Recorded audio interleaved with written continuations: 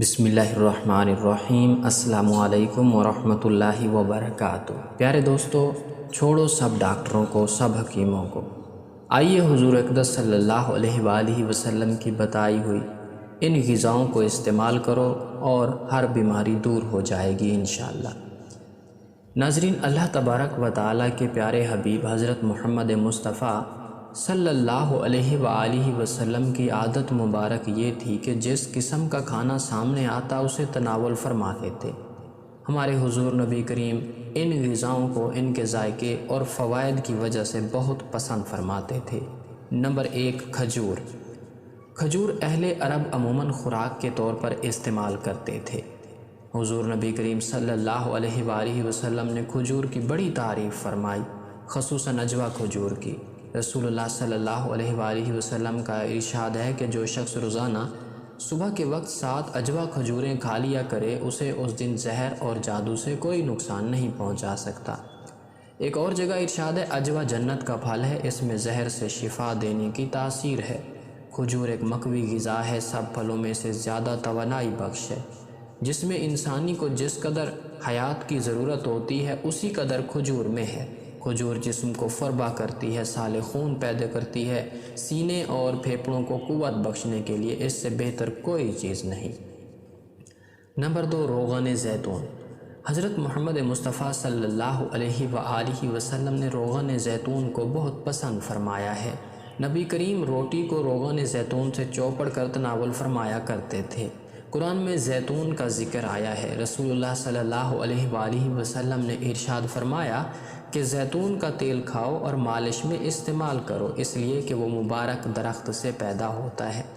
زیتون کا تیل دنیا کا وہ واحد تیل ہے جو چربی میں تبدیل نہیں ہوتا۔ ناظرین، یہ امراض قلب اور موٹاپے سے بچنے کے لیے انتہائی مفید ہے۔ روغن زیتون استعمال کرنے والے افراد دل کی بیماریوں سے محفوظ رہتے ہیں۔ زیتون جوڑوں اور پٹھوں کے درد، سانسوں کی بیماریوں، کولیسٹرول کے مسائل، بلڈ پریشر، گردوں کے امراض، موٹاپے اور فالج سمیت مختلف امراض سے انسان کو محفوظ رکھنے کی غیر معمولی صلاحیت رکھتا ہے۔ نمبر 3، دودھ۔ دودھ رسول اکرم صلی اللہ علیہ وآلہ وسلم کی پسندیدہ غذا رہی ہے۔ نبی کریم صلی اللہ علیہ وسلم کو دودھ بہت پسند تھا۔ آپ صلی اللہ علیہ وسلم اکثر گائے اور بکری کا دودھ استعمال فرماتے۔ آپ صلی اللہ علیہ وسلم کا ارشاد ہے، کوئی چیز ایسی نہیں جو طعام اور مشروب دونوں کا کام دیتی ہو سوائے دودھ کے۔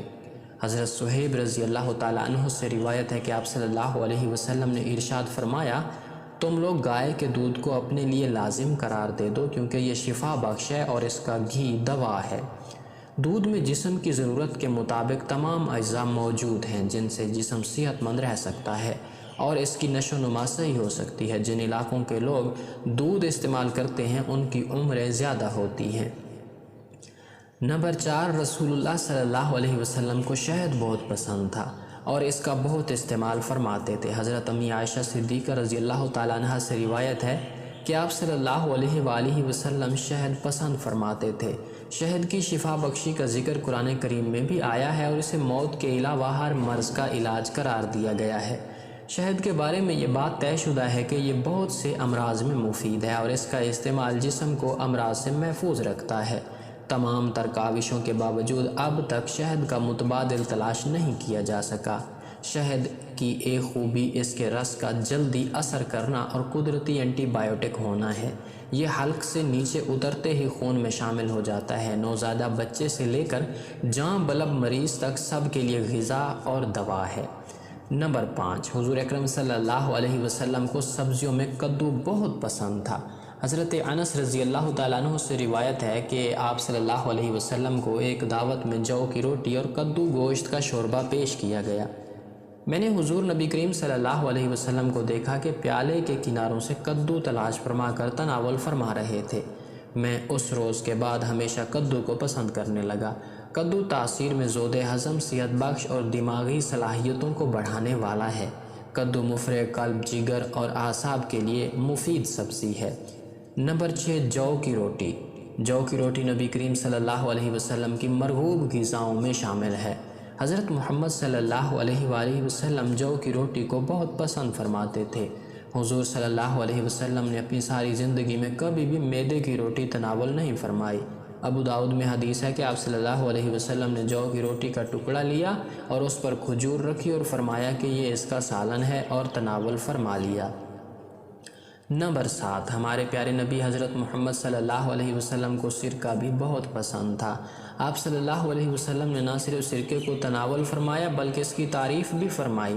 حدیث میں ہے کہ حضور اکرم صلی اللہ علیہ وسلم نے ارشاد فرمایا کہ سرکہ بھی کیسا بہترین سالن ہے۔ حضرت ام ہانی رضی اللہ تعالیٰ عنہ فرماتی ہیں کہ حضور نبی کریم صلی اللہ علیہ وسلم میرے گھر تشریف لائے اور فرمایا کیا تیرے پاس کھانے کے لیے کوئی شے ہے؟ میں نے عرض کیا سوکھی ہوئی روٹی اور سرکے کے سوا کچھ بھی نہیں۔ حضور اکرم صلی اللہ علیہ وسلم نے فرمایا وہی لے آؤ، وہ گھر سالن سے خالی نہیں جس گھر میں سرکہ ہو۔ نمبر 8، گوشت آپ صلی اللہ علیہ وسلم کی مرغوب غذا تھی۔ حضرت صلی اللہ علیہ وسلم نے فرمایا دنیا اور جنت دونوں جگہ سب کھانوں کا سردار گوشت ہے۔ حضور اکرم صلی اللہ علیہ وسلم نے شوربے والا اور بھنا ہوا گوشت شوق سے تناول فرمایا۔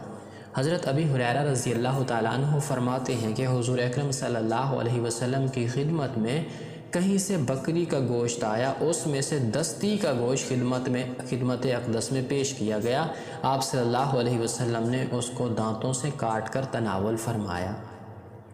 نمبر 9، انجیر بھی حضرت محمد صلی اللہ علیہ وسلم کی پسندیدہ غذاؤں میں سے ایک ہے۔ حضرت محمد نے فرمایا انجیر جنت کا پھل ہے۔ انجیر کا پھل بڑھاپے کو روکتا ہے، یعنی اس پھل کے کھانے سے بڑھاپا جلدی نہیں آتا۔ یہ کمزور اور دبلے پتلے لوگوں کے لیے نعمت بیش بہا ہے۔ ماہرین طب کا کہنا ہے کہ روزانہ انجیر کھانے سے موٹاپے پر قابو پایا جا سکتا ہے۔ انجیر کے اندر پروٹین، معدنی اجزاء، شکر، کیلشیم، فاسفورس پائے جاتے ہیں۔ دونوں انجیر یعنی خشک اور تر میں وٹامن اے اور سی کافی مقدار میں ہوتی ہیں۔ وٹامن بی اور ڈی قلیل مقدار میں ہوتے ہیں۔ ان اجزاء کے پیش نظر انجیر ایک مفید غذائی دوا کی حیثیت رکھتا ہے۔